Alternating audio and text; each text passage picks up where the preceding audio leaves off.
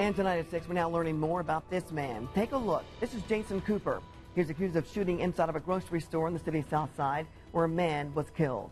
And tonight we have team coverage. Our Emily Longnecker is digging into the suspect's past. But first, we start with Rich Van Wyk, who's been looking into what Cooper was doing just moments before that killing. He joins us now from the City County building with a look at when Cooper was in court. Rich? John, Cooper makes his first court appearance here tomorrow morning. Here's what we learned today about the evidence against him. We learned it from reading court documents that we obtained.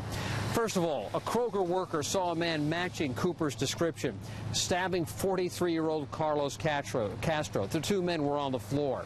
Moments later, there were gunshots.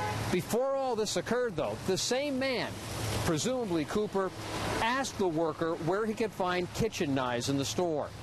The attack occurred about 8:30. 10 minutes later, police caught up with Cooper. He was driving a stolen car from the parking lot, and there was a bloody gun on the front seat. Cooper, his girlfriend and child, I'm told, live with a friend in these East Side apartments. People there describe him as a good guy with a bad temper, a short temper. It's a strong opinion of things. Do a few words set him off? No, not all the time, but I don't know I guess if it was something he felt passionate about, then maybe, yeah.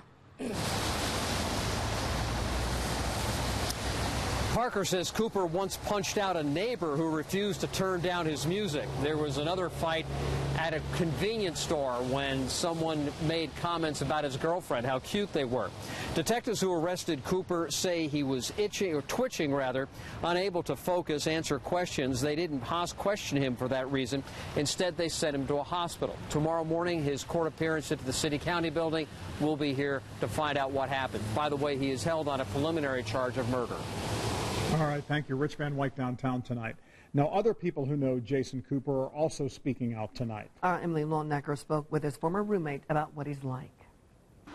Ammon Sturgeon always knew his former roommate, Jason Cooper, had a temper. I mean, he did have a temper on him, and he could snap at sometimes, but... When Sturgeon heard police arrested Cooper for killing a man in this Kroger last Friday, I couldn't believe that he would actually go and just kill somebody. Sturgeon says he saw Cooper 3 days before the murder when Cooper showed up on his doorstep. He was like, hey, what's up, man? I was like, what's up? And he was like, I need you to do me a favor. Sturgeon says Cooper asked to camp out in his backyard because he was homeless and needed to give police an address as a registered sex offender.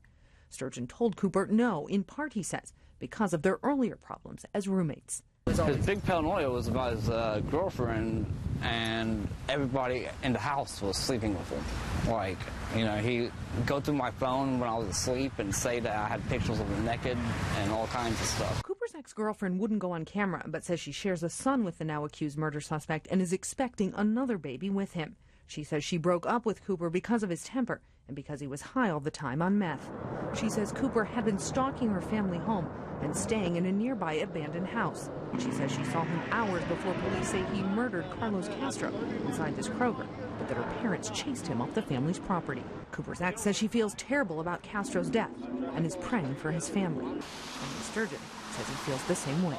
This is a sad case, and I feel sorry for the person that got killed and his family, and I feel sorry for Jason because he's going to be stuck in jail for the rest of his life now. Cooper's ex-girlfriend says as far as she knew, Cooper did not know the man he's accused of killing. And Cooper's friend says she never knew him to have a gun, just knives. And also his former roommate says Cooper was trying to get disability because of anxiety issues. Wow, such a sad situation. Emily, thank you. And we've been